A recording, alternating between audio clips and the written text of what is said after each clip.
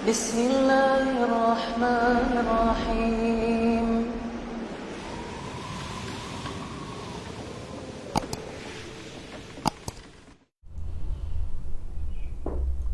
Assalamualaikum warahmatullahi wabarakatuh. Alhamdulillah wassalatu wassalamu ala Rasulillah wa ala alihi wa ashabihi wa man walah, amma ba'd. Para pemirsa sekalian, sahabat muslim rahimani wa rahimakumullah. Kita melanjutkan pembahasan jiwa besar seorang sahabat Abu Bakar Siddiq radhiyallahu anhu dan sikap sabar beliau ketika wafatnya Rasulullah sallallahu alaihi wasallam. Tanda-tanda wafatnya Rasulullah SAW itu sudah mulai nampak dari perkataan-perkataan dan juga dari perilaku beliau sendiri, Rasulullah SAW. Ya. Misalnya pada saat Haji Wada, Nabi SAW seolah-olah mengutarakan perpisahannya dengan para sahabatnya. Ya. Dan itu Nabi tampakkan dalam perkataan beliau dan perbuatan-perbuatan beliau. Di antaranya di Padang Arafah Allah menurunkan firman-Nya yang ini merupakan dalil yang menunjukkan telah sempurnanya agama Islam. Allah menurunkan surah Al-Maidah ayat 3. Dan surat Al-Maidah ini walaupun turun di Mekah, ya, di Arafah, namun tetap dia disebut sebagai Madaniyah, ayat yang diturunkan dengan istilah Madaniyah. Maka Makkiyah atau Madaniyah itu bukan ayat yang diturunkan di Mekah, atau Madaniyah ayat yang diturunkan di Madinah, bukan. Tapi masalah hijrah, yakni sebelum atau setelah hijrahnya. Ayat yang diturunkan sebelum hijrah maka itu disebut Makkiyah. Dan ayat yang diturunkan setelah hijrah maka disebut Madaniyah walaupun turunnya di Mekah. Seperti firman Allah Subhanahu wa taala di surah Al-Maidah ayat 3 ini. Allah taala mengatakan, "Al-yauma akmaltu lakum dinakum wa atmamtu 'alaikum ni'mati wa raditu lakumul Islam dinan." Pada hari ini kata Allah, aku telah sempurnakan agama. Al-yauma akmaltu lakum, bagi kalian, dinakum, agama kalian. Jadi sempurna Islam ini, tidak butuh lagi pengurangan, penambahan. Ya. Dan ayat ini dijadikan dalil oleh Imam Malik, ya, agar kaum muslimin tidak boleh berbuat lagi bid'ah. Imam Malik mengatakan, man ibtada'a fil islami bid'atan yaraha hasanah faqad za'ama anna Muhammadan sallallahu alaihi wasallam khana risalah.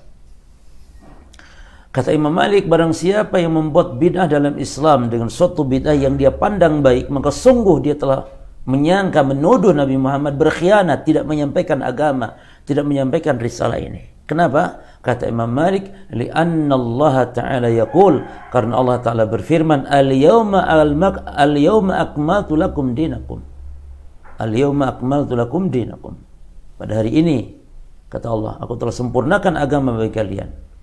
Ya, dan itu turun di mana? Di Padang Arafah ketika Nabi melakukan haji wada bersama para sahabatnya. Ya. Kemudian wa atmamtu 'alaikum ni'mati, dan aku telah cukupkan atas kalian nikmatku, wa raditu lakumul Islam dinan, dan aku ridha Islam sebagai agama bagimu. Ya. Demikian, ini tanda dekatnya kematian Rasulullah SAW. Kemudian ketika di Jumrah Aqabah pada saat haji wada tersebut, Nabi juga mengatakan, dari ucapan ini Nabi isyarat menunjukkan dekatnya ajal beliau.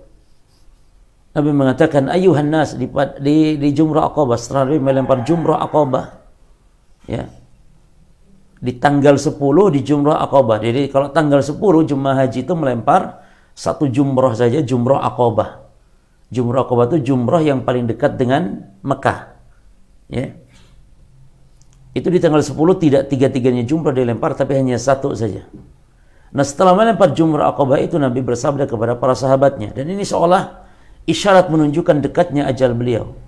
Kata Nabi, ayuhan nas, wahai sekalian manusia, khudhu anni manasikakum, ambillah dari aku tata cara manasik haji kalian ini. Lalu kata Nabi, fa inni la adri la'alli la ahajju ba'da ammi hadha. Karena sesungguhnya aku tidak tahu. Bisa jadi aku sudah tidak bisa lagi hajian setelah tahun ini. Ini bisa jadi haji terakhirku, kata Rasulullah. Ya. Demikian tanggal 10. Wa ba'da dzalika fi ayyamit tasyrik, dan pula di hari-hari tasyriknya. Ya. Turun kepada Rasulullah SAW surah An-Nasr. Hari tasyrik itu ya tanggal 11, 12, 13. Turun surah An-Nasr. Ya. Maka ketika turun surah An-Nasr, yani idza ja'a nasrullahi wal fath dan seterusnya, maka Nabi sallallahu alaihi wasallam pun mengutarakan dekatnya ajal beliau kepada putri beliau Fatimah radhiyallahu anha.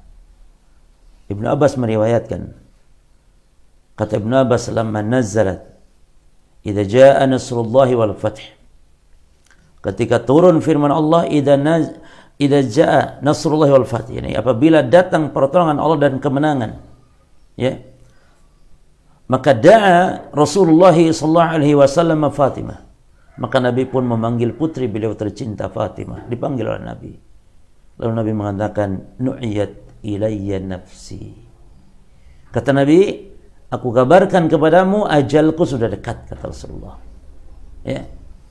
Maka fabakat, Fatimah pun tentu menangis mendengar ucapan dari ayahnya tercinta ini, menangis. Lalu Nabi pun mengatakan kepada Fatimah, fala tabki, janganlah engkau menangis, fa innaki awwalu ahli lahiqun bi, jangan menangis karena engkau adalah satu-satunya dari keluargaku yang lebih dulu menemui aku. Apa maksudnya? Yani Fatimah kan lebih dulu meninggal dibanding keluarga yang lain, yani menyusul Rasulullah sallallahu alaihi wasallam. Lalu Fatimah fadhahikat, ketika itu Fatimah tersenyum, tertawa. Tadi sedih, sekarang tertawa. Kenapa? Karena Fatimah orang yang paling pertama meninggal dari keluarga Nabi yang menyusul Nabi. Ini kan berita, berarti berita kematian. Namun kenapa Fatimah senang? Karena hakikatnya kematian adalah akan berjumpa, bertemu dengan orang-orang yang dicintainya, yaitu diantaranya ayahnya sendiri Rasulullah sallallahu alaihi wasallam. Dan itulah orang beriman. Ketika disebutkan kabar gembira, apa yang kabar gembira? Kematian. Disampaikan berita kematian, ini adalah merupakan kegembiraan. Ya. Kemudian walamma raja'a Rasulullah sallallahu alaihi wasallam min hajjatil wada', ketika Nabi kembali dari haji wada', wa fil Madinati, dan di Madinah posisinya, maka nazala bihil maradu, maka Nabi pun terserang penyakit. Apa penyakit Nabi saat itu? Yang ini penyakit membuat atau membawa kematian kepada beliau, yaitu sada' syadid fi ra'sihi, yani pusing kepala, panas, ya. Rasulullah SAW, yani demam, pusing kepala, sampai-sampai kata Nabi, ya, jadi Nabi SAW kalau kepalanya panas itu, Abdullah bin Mas'ud pernah mengatakan kepada Rasulullah SAW, kata Abdullah bin Mas'ud, ya Rasulullah, innaka latu'aku wa'kan syadida. Ya Rasulullah, engkau demam amat sangat demamnya. Demikian, yakni besar sekali demamnya, tinggi sekali panasnya. Maka kata Nabi, ajal inni u'aku kama yu'aku rajulani minkum. Karena aku kalau demam, itu demamnya 2 kali lipat dari orang-orang seperti kalian, kata Rasulullah. Maka Nabi pun demam. Ini diceritakan oleh Aisyah radhiyallahu anha. Aisyah mengatakan, raja'a Rasulullah sallallahu alaihi wasallam min al-Baqi'. Saat itu Rasulullah sallallahu alaihi wasallam beliau selesai berziarah, pulang ziarah dari kuburan Baqi' atau pemakaman Baqi'. Dan ini disunnahkan pada jemaah. Ziarah kubur di pemakaman di kampung kita tanpa adanya safar, ini dianjurkan, ini sunnah. Tidak dengan melakukan safar, ya, melakukan safar jauh, tidak. Tapi di kampung kita saja, itu ziarah yang masyru'ah, yang disyariatkan demikian. Adapun ziarah-ziarah dengan mengadakan safar 7 hari 7 malam, misalnya ziarah ke kubur-kubur yang dianggap keramat, dianggap berkah, itu tidak ada dasarnya dari Nabi dan para sahabatnya. Bahkan Nabi melarang, kata Nabi, la tushaddu rihal illa ila salasati masajid, Masjidil Haram, wa Masjidil Hada, wa Masjidil Aqsa. Tidak boleh kalian bersengaja safar untuk ngalap berkah dan niat-niat taqarrub kepada Allah, kecuali engkau pergi safar itu ke 3 masjid. Selain 3 masjid, termasuk kubur manapun, itu kata Nabi tidak boleh. Tidak boleh. Kecuali Masjidil Haram, kecuali masjidku ini, yakni Masjid Madinah dan Masjidil Aqsa di Palestina. Itu saja, selain itu tidak ada. Tidak ada istilah ziarah kubur atau wisata, ziarah atau wisata rohani dan semisal, enggak ada. Ya, yang ada wisata bid'i, wisata syirki, wisata kesyirikan atau wisata kebid'ahan. Kalau nyembah-nyembah ahli kubur, wisata kesyirikan. Kalau hanya sekedar doa di kuburan itu, salat di kuburan itu, sengaja baca Quran di kuburan itu, maka itu wisata bid'iyah. Tidak boleh para jamaah. Kenapa kok nggak boleh? Kan ziarah kubur. Iya, ziarah kubur dilarang, diperintahkan oleh Nabi. Ziarah kubur disyariatkan oleh Nabi. Nabi mengatakan, kuntu nahaitu an ziyaratil kubur fazuruha. Dulu aku larang kalian ziarah kubur, sekarang berziarah kuburlah kalian. Karena dengan ziarah kubur tudzakirukumul maut, mengingatkan kalian kepada kematian, maka ziarah kuburlah kalian. Nabi pun mempraktekkan. Kata Aisyah, Nabi pulang ziarah kubur, langsung beliau sakit. Nabi praktekkan. Nabi praktekkan dengan perbuatan dan Nabi ucapkan dengan lisannya untuk ziarah kubur. Namun ziarah kubur harus sesuai dengan syariat. Nabi perintahkan sholat, betul tidak? Betul, Nabi perintahkan sholat, tapi sholat yang sesuai syariat. Bukan sholat yang sekehendak dia kapan waktunya, bukan sholat yang sekehendak dia kapan, bagaimana bentuknya, tata caranya, jumlah rakaatnya. Nabi tetapkan. Demikian pula ziarah kubur, sama dengan ibadah-ibadah yang lain, Nabi tetapkan tata caranya. Maka berziarah kubur tujuannya 1, untuk mengingat kematian, 2, untuk mendoakan orang yang telah meninggal. Itu saja, tidak ada lebih. Tidak ada niat kita datang ke kuburan untuk baca Quran, untuk sholat di kuburan. Bahkan Nabi melarang, la tusallu ilal kubur wa la tajlisu 'alaiha. Jangan kalian sholat menghadap kuburan dan jangan kamu duduk di atas kuburan. Larangan ini menunjukkan kepada haram. Haram kaum muslimin melakukan ziarah kubur dengan tujuan-tujuan ngalap berkah, beribadah di situ, sholat di situ, baca Quran di situ. Tidak disyariatkan. Nabi pulang ziarah kubur dari Baqi, fawajadani, ya, wa ana ajidu suda'an fi ra'si. Ya. Maka kata Aisyah, ketika Nabi pulang dari ziarah kubur tersebut dari Baqi, maka aku mendapati, ya, pusing di kepalaku, kata Aisyah. Ini kebetulan ketika pas Nabi datang gitu ya. Bukan berarti gara-gara Nabi ziarah kubur Aisyah pusing, bukan. Ini hanya sekedar menunjukkan keadaan ketika Nabi pulang itulah Aisyah merasakan sakit kepala. Wa aqulu, dan Aisyah mengatakan, wa ra'sah, aduh kepalaku sakit. Nah, ini boleh jemaah. Seorang yang sakit mengatakan, aduh kepalaku pusing, kepalaku sakit. Ini boleh dan ini bukan keluhan. Yang tidak boleh itu mengeluh ketika sakit. Atau termasuk ketika sakit, yang tidak boleh itu adalah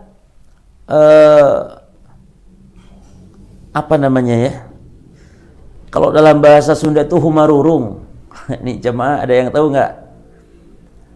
Kalau bahasa Sunda itu humarurung. Si tak cari bahasa Indonesia apa ya? Hah? Apa ya? Oh, itu bahasa Jawa itu. Apa humarurung? Begini pokoknya wis. Orang kalau sakit kan begini. Nah, itu juga nggak boleh karena tidak menunjukkan kepada kesabaran. Ya, mengeluh apalagi, aduh ya apa, kenapa aku kok sakit gitu. Itu juga nggak boleh. Tapi kalau mengatakan, aduh kepala saya pusing, itu sekedar pengkabaran boleh karena Aisyah melakukan dan Rasul pun melakukan. Ya. Ya tolong ya silakan jamaah ditulis di kolom komentar ya. Apa itu humarurung bahasa Indonesianya dah? Yang orang Sunda tahu tuh. Apa humarurung? Baik, ya sudah ya, jangan mikirin itu dah, buang waktu. Humarurung. Jadi Aisyah mengatakan waroksa, aduh palaku sakit gitu kata Aisyah. Faqala, Rasul pun sama. Rasul pun mengatakan bal ana ya Aisyah waroksa. Aduh ya, saya pun sama loh Aisyah kata Nabi. Aku pun dia sakit kepala kata Rasulullah. Nah dari mulai situlah Nabi sakit dan Nabi SAW langsung saat itu tidak sembuh lagi, langsung beliau wafat. Ya, taib. Wa akhada al-marad yashtaddu bi Rasulillah sallallahu alaihi wasallam. Rasul bertambah sakitnya. Ya. Kemudian wa kana yatufu ala nisaihi. Dan Nabi biasa ya mengelilingi istri-istrinya, mengelilingi yakni berkunjung ke setiap istrinya pada saat kondisi demikian. Yakni kepala beliau pusing, dalam keadaan sakit beliau. Namun belum parah ya. Tapi Rasul masih sempat keliling. Lalu Nabi minta izin, summa sta'dzan nisa'ahu. Nabi minta izin kepada para istrinya an yumarradha fi baiti Aisyah, untuk Nabi SAW menjalani perawatan agar dirawat di rumahnya Aisyah. Nah, ini menunjukkan keutamaan Aisyah radhiyallahu anha. Keutamaan Aisyah. Nabi ingin dirawat oleh Aisyah. Ya, fa'adina lahu, maka para istri-istri Nabi pun mengizinkannya. Nah, inilah istri yang baik. Tahu keinginan suami. Suami ingin apa diizinkan. Jadi jangan dilarang-larang suami itu. Suami ingin makan ini, izinkan. Suami ingin pergi ke sini, izinkan. Suami ingin poligami, izinkan. Ini istri yang baik mengizinkan apa yang suami lakukan senang, izinkan selama tidak melanggar syariat. Izinkan. Menyenangkan suami itu ibadah.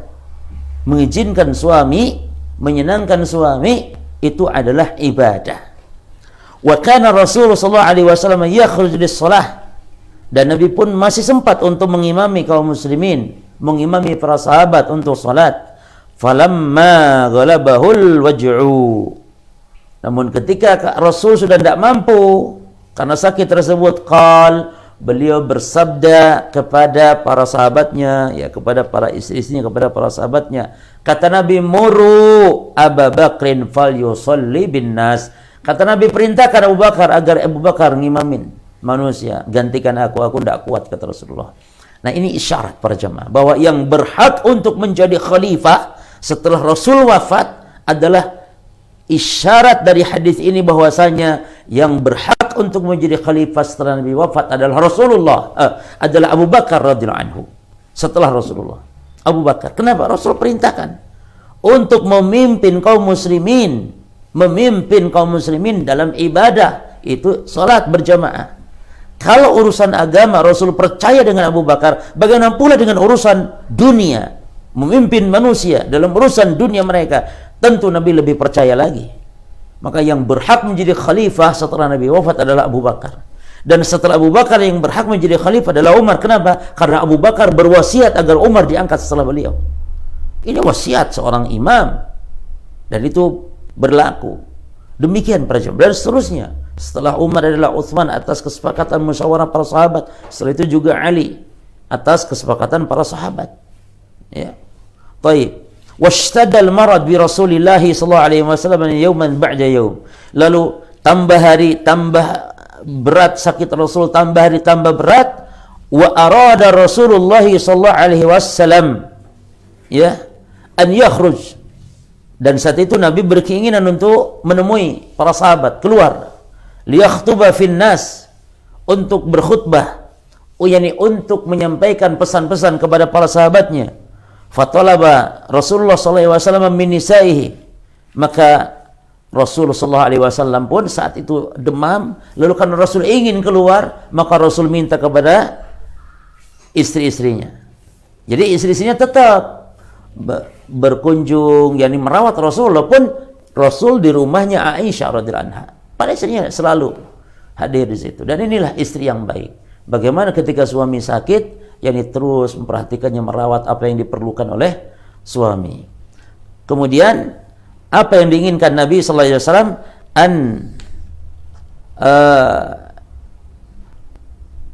an yasubna ya alaihi minal ma, untuk supaya Nabi apa namanya, dituangi air, ya dikompres gitu, bil ma'il barid, dengan air yang dingin karena saking panasnya. Dan ini diantara pengobatan nabawi para jamaah. Diantara pengobatan nabawi kalau demam itu adalah dikompres dengan air yang dingin. Nah, falamma fa'alna dzalika wajada Rasulullah sallallahu alaihi wasallam min nafsihi khiftatan wa nasyatan. Setelah dikompres dengan air dingin oleh istri-istrinya, maka beliau pun merasakan adanya keringanan, ringan, semangat, ringan, lumayan. Maka fakharaj, Nabi pun keluar, fasalla bin nasi wa khatabahum, kemudian Nabi pun salat. Padahal masih sakit, namun terasa enteng setelah dikompres air dingin. Maka Nabi pun salat bersama kaum muslimin, bersama para sahabat. Lalu Nabi menyampaikan pesan-pesan khutbah. Jadi khutbah itu ada dua macam jemaah ya. Ada khutbah yang sifatnya masyru' seperti khutbah Jumat, ya. Ada khutbah yang sifatnya aridah atau khutbah yang sifatnya karena ada kepentingan untuk menyampaikan sesuatu. Makanya khutbah sholat gerhana ini ulama khilaf antara apakah itu khutbah aridah, khutbah yang sekedar Nabi menyampaikan tausiah karena terjadi gerhana, atau dia khutbah seperti Jumat, khutbah syar'i. Ini khutbah syar'iyah, khutbah yang disyariatkan. Nah, kemudian yaqulu Abu Sa'id. Abu Sa'id meriwayatkan ketika Nabi salat dalam keadaan sakit tersebut dan Nabi berkhutbah. Kata Abu Sa'id, khataba Rasulullah sallallahu alaihi wasallam. Kata Abu Sa'id, Nabi berkhutbah sallallahu alaihi wasallam, ya, kepada kaum muslimin, para sahabat. Faqala, beliau mengatakan, innallaha khayyara 'abdan baina ad-dunya wa baina ma 'indahu. Ini tanda-tanda semua. Tanda-tanda dekatnya ajal Rasul sallallahu alaihi wasallam. Dan para sahabat saat itu belum ada yang ngeh kecuali Abu Bakar. Ketika Nabi mengatakan, sesungguhnya Allah telah memberi pilihan kepada hambanya antara dunia atau antara apa yang ada di sisi Allah. Antara dunia, yang hidup di dunia, selamanya hidup di dunia, atau memilih antara apa yang ada di sisi Allah. Fakhtara ma indallah, maka hamba tersebut, kata Nabi, memilih apa yang ada di sisi Allah. Tiba-tiba Abu Bakar menangis para jemaah. Fabaka Abu Bakar radhiyallahu anhu. Abu Bakar menangis. Ya. Kenapa Abu Bakar menangis? Ya. Abu Bakar menangis karena tahu ini ucapan Rasul SAW menandakan dekatnya ajal beliau. Ya. Dekatnya ajal beliau. Maka Abu Sa'id pun sampai mengatakan dalam hatinya, kata Abu Sa'id, ma yubki hadha syekh. Kenapa orang tua ini menangis? Maksudnya siapa syekh ini? Maksudnya Abu Bakar. Kenapa beliau ini menangis? Gitu. Kenapa Abu Bakar ini menangis? Nah, ini para sahabat tidak ngeh gitu ucapan Rasul tersebut, tapi Abu Bakar benar-benar tahu, dan ini menunjukkan kedalaman ilmu seorang Abu Bakar Siddiq, kedalaman basirah seorang Abu Bakar Siddiq radhiyallahu anhu. Ya. Maka Abu Bakar tahu. Ya. Abu Bakar tahu. Yakni yang dimaksud hamba ini adalah Rasulullah sallallahu alaihi wasallam. Yakni Rasul diberi pilihan antara hidup atau mati sekarang, yakni bertemu dengan Allah.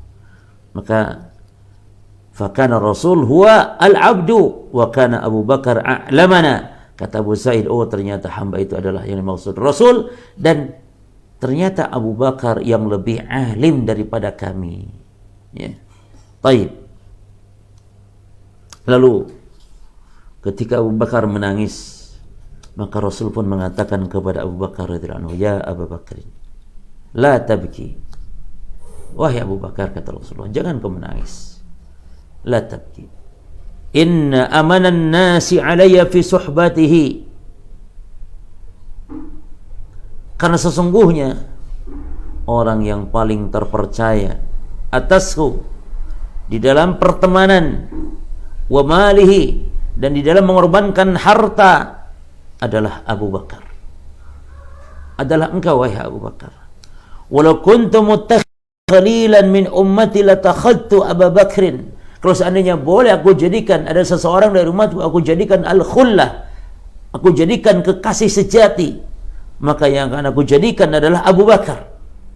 Al-khullah, ya, al-khullah itu tidak boleh, ya, kecuali hanya Allah dan Nabi Muhammad serta Nabi Ibrahim saja. Ya. Ini menjadikan khalil, kekasih selain daripada Nabi Muhammad tidak boleh. Maka kalau dan Nabi Muhammad tidak boleh menjadikan khalil selain hanya kepada Allah Subhanahu wa taala. Maka kata Nabi, walakin ukhuwatul Islam wa mawaddatuhu. Akan tapi yang ada adalah hanya persaudaraan Islam dan kasih sayang dalam Islam, cinta, bukan al-khullah. Jadi khullah itu tingkat cinta yang paling tinggi. Al-khullah, al-hub, cinta, ya. Nah, namun ada cinta yang lebih tinggi, itu al-khullah. Dan siapa yang mendapatkan cinta yang tinggi seperti ini? Dari Allah, Nabi Muhammad. Kemudian siapa lagi? Nabi Ibrahim, sehingga digelari Khalilullah, Khalilur Rahman, kekasih sejati, gitu. Baik. Lalu kata Nabi, la yabqiyanna fil masjidi babun ila sudda. Maka tidak boleh ada bab yang menuju ke masjid, lorong pintu menuju ke masjid, tidak boleh ada lagi, tutup semua, illa baba Abi Bakrin, kecuali pintunya Abu Bakar, kata Nabi, jangan ditutup. Ini subhanallah menunjukkan betapa agungnya, mulianya Abu Bakar radhiyallahu anhu di sisi Nabi sallallahu alaihi wasallam, bahkan di sisi Allah subhanahu wa ta'ala. Nah, dialah Abu Bakar, tahu betul apa yang dimaksudkan oleh Nabi, dan tahu bahwa Rasulullah SAW yuwaddi'uhum. Nabi sedang mengucapkan selamat tinggal. Walam yashukka anna al-'abda alladhi khayyara huwa Rasulullah. Dan tidak ragu lagi bahwa orang yang diberi pilihan tersebut oleh Allah adalah Rasulullah sallallahu alaihi wasallam. Nah, kemudian Nabi masuk lagi rumahnya. Washtadda bihil waj'u, tambah berat sakit beliau, hatta qata'a 'anis salati bin nas, sampai akhirnya Rasul enggak kuat lagi salat bersama kaum muslimin. Wal maradu yashtaddu yawman ba'da yawm, dan terus bertambah dan terus bertambah. Ya. Baik, barulah masuk Fatimah, ya. Fatimah masuk, kemudian Fatimah mengatakan, wahai ayahanda, nampak betapa beratnya apa yang ayahanda rasakan. Kata Nabi, laisa ala biki karbun ba'dal yaum, enggak ada lagi rasa berat. Ya. Rasa berat di bapakmu setelah ini. Artinya setelah wafat Rasul akan mendapatkan yakni keringanan, kenikmatan. Namun saat meninggal maka itu termasuk hal yang berat. Dan itu sudah kita bahas kemarin. Tinggal sekarang kita akan ambil faedah bagaimana kondisi Abu Bakar Siddiq, ya, ketika Nabi SAW wafat.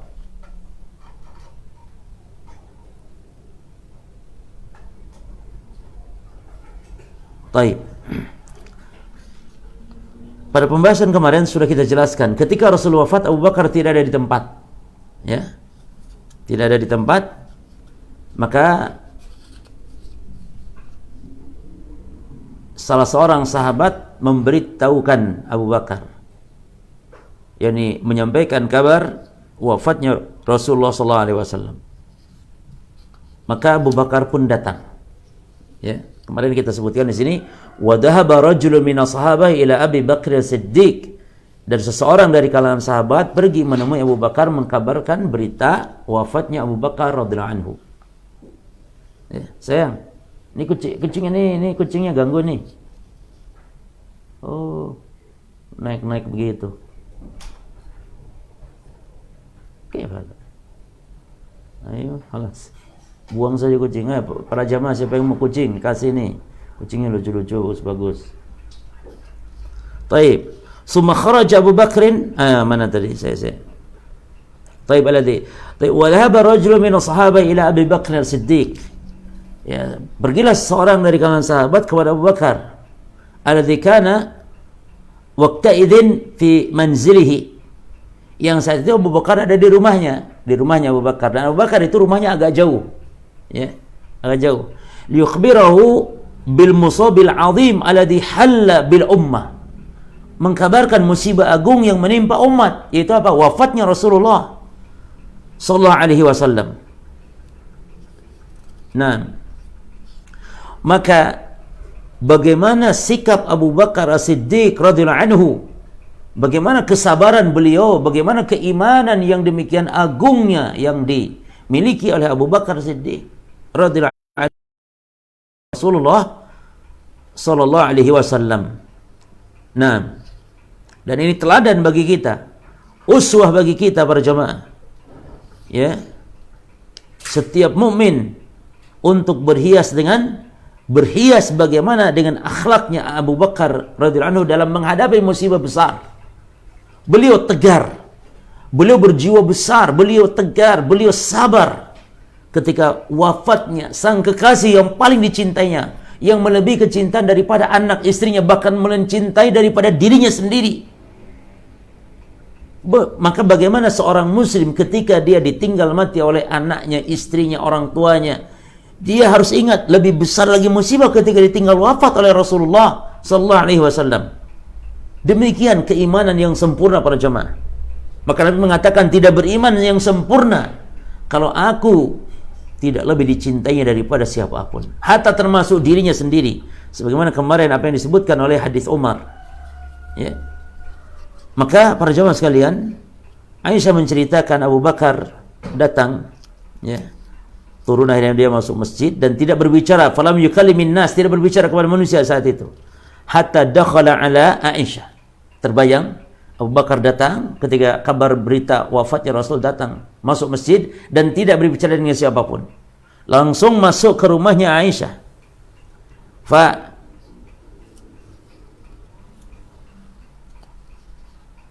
Fatayammama Rasulullah sallallahu alaihi wasallam, langsung beliau menuju ke arah Rasulullah sallallahu alaihi wasallam. Tayammum yakni menuju, ya, maka tayamum secara bahasa artinya menuju atau bermaksud.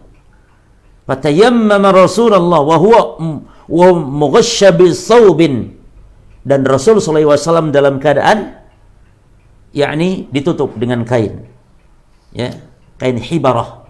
Kain hibarah itu kain halus yang bercorak.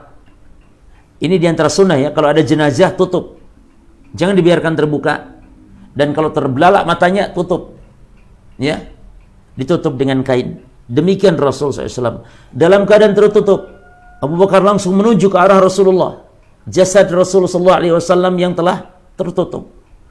Lalu fakashafa an wajhihi, lalu dibukalah oleh Abu Bakar wajah Rasulullah SAW, kain yang menutup wajah Rasulullah SAW. Summa akaba alaihi faqabbalahu wa baka. Kemudian Abu Bakar pun mencium Rasulullah SAW, mencium wajah Rasulullah SAW. Ketika itu pula Abu Bakar radhiyallahu anhu menangis. Menangis boleh dan tidak menunjukkan yakni orang ini tidak sabar, tidak. Rasul pun menangis ketika wafat putra beliau Ibrahim. Rasul menangis ketika ditinggal mati oleh putranya Ibrahim. Demikian pula Abu Bakar menangis. Tsumma qala bi abi anta wa ummi. Duhai Rasulullah, bapak ibuku yang menjadi tebusannya, wallahi la yajma'ullahu alaika mautatain. Demi Allah, hai Rasulullah, tidak mungkin kau mati itu dua kali. Yani ini adalah kematian. Ammal mautatul lati kutibat alaika qad faqad mutta. Dan kematian yang tetapkan bagimu telah tiba. Yani Abu Bakar yakin bahwa Rasulullah SAW telah wafat. Ya, telah wafat. Lalu summa kharaja Abu Bakar, kemudian Abu Bakar keluar menuju kepada manusia, menuju kepada para sahabat yang dalam keadaan berduka, berkabung yang amat dalam saat itu. Sedih, muka mereka hitam, legam murung mereka. Langit kota Madinah seakan hitam kelam saat itu. Para sahabat termenung, para sahabat bingung, para sahabat yakni sedih yang mendalam, yang tidak bisa diutarakan dengan kata-kata. Bagaimana kesedihan para sahabat kehilangan kekasihnya Rasulullah sallallahu alaihi wasallam. Maka para sahabat pun melihat Abu Bakar. Abu Bakar menemui para sahabat, ya. Dan para sahabat ketika melihat Abu Bakar keluar dari ruangan jenazah Rasulullah SAW, para sahabat seolah-olah ingin mendengar ucapan, ingin mendengar ucapan dari Abu Bakar itu mengatakan, la inna Rasulullah SAW lam yamut. Tenang, Rasulullah itu tidak meninggal. Ya. Inilah yang diangan-angankan oleh para sahabat. Yani keluar dari mulut Abu Bakar, tenang bahwa Rasulullah tidak wafat, Rasul belum meninggal. Itu yang diharapkan dari para sahabat. Namun ternyata lain yang dikatakan oleh Abu Bakar radhiyallahu anhu. Ya.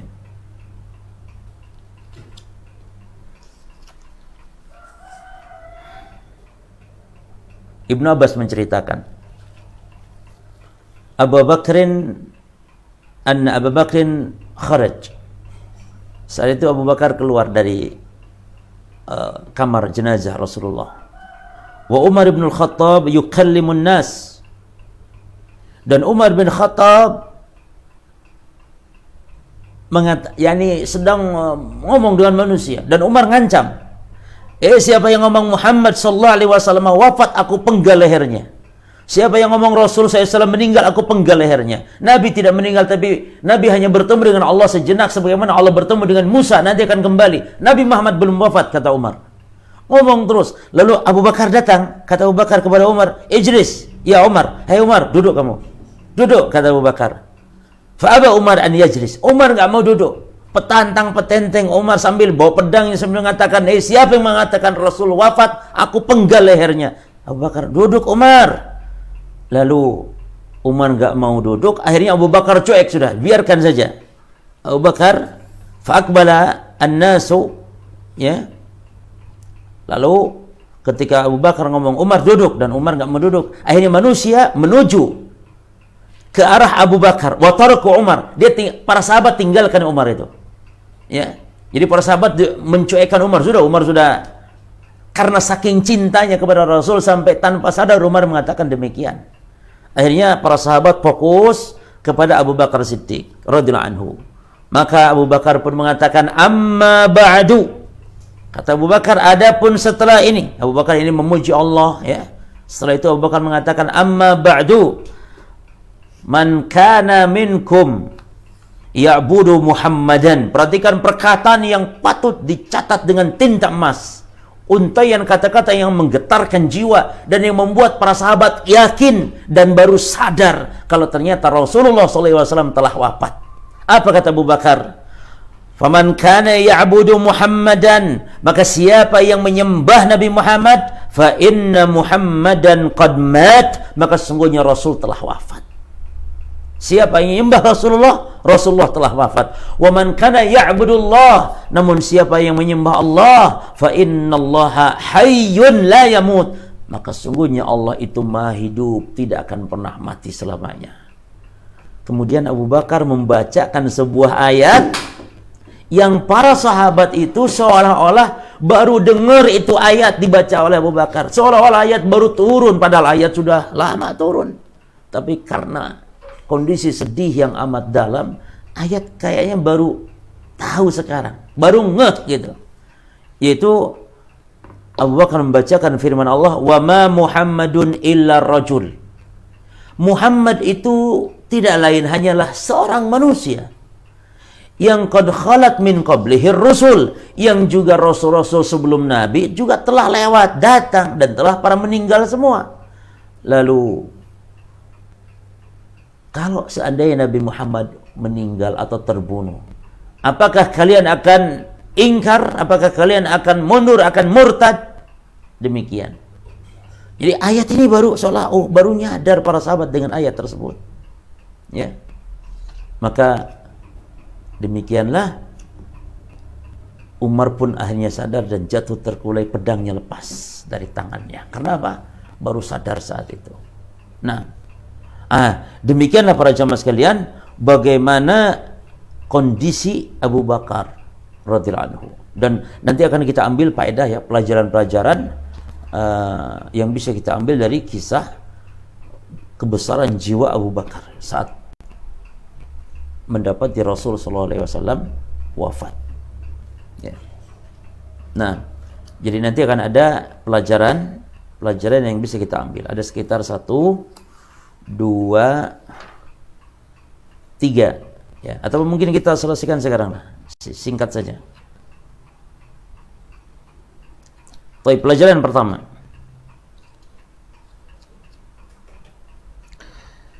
Pelajaran pertama bagi setiap kita sebagai muslim, an ya'lam wala yashukka tarfata 'ain. Kita harus yakin seyakin-yakinnya, tidak ada ragu sedikit pun bahwa Nabi Muhammad sallallahu alaihi wasallam bashar. Nabi Muhammad adalah manusia yang berlaku padanya tabiat kemanusiaan. Apa itu? Sakit dan bisa wafat. Nabi sallallahu alaihi wasallam. Makanya dalam surah Al-Anbiya Allah mengatakan, wa ma ja'alna li basharin min qablikal khuld, dan kami tidak jadikan ada manusia sebelum wahai Muhammad itu kekal. Ya. Afa immita fahumul khalidun. Maka kalau engkau mati, apakah mereka kekal? Tidak. Mati semuanya. Makanya kata malaikat Jibril kepada Nabi Muhammad SAW, ya Muhammad, ishma syi'ta fa innaka mayyitun. Wahai Muhammad, hiduplah sesukamu karena engkau nanti akan mati. Ya, itu yang pertama, faedah yang sangat agung ini. Yang kedua, anna din indallah al-Islam, bahwasanya agama di sisi Allah adalah Islam, dan dia agama yang Allah ridha untuk hamba-hambanya. Ya. Maka pada saat menjelang wafatnya Rasulullah SAW turun firman Allah Subhanahu wa ta'ala di padang Arafah. Kemudian faedah yang ketiga adalah lamma kana mautun Nabi sallallahu alaihi wasallam min a'zamil masaib, ya, bahwa kematian Nabi sallallahu alaihi wasallam merupakan musibah yang paling besar. Lima lahu minal manzilah fi qulubina. Kenapa? Karena Rasulullah memiliki kedudukan yang tinggi di hati kita, mengalahkan daripada anak, istri kita, kerabat kita, apapun yang kita cintai. Ya. Wa lima lahu minal fadli alaina, dan juga karena keutamaan Rasul sallallahu alaihi wasallam di sisi kita sebagai umatnya. Maka inilah 3 faedah besar ketika wafatnya Rasul SAW, dan bagaimana begitu agungnya Abu Bakar Siddiq dalam bersikap, yaitu bersikap sabar, dan ini menunjukkan keimanan Abu Bakar radhiyallahu anhu. Makanya pantas kalau Abu Bakar manusia yang paling utama setelah Rasul, bukan karena banyaknya amal, tapi juga karena keimanan yang bersemajam dalam hatinya. Demikian Allah Ta'ala alam. Assalamualaikum warahmatullahi wabarakatuh.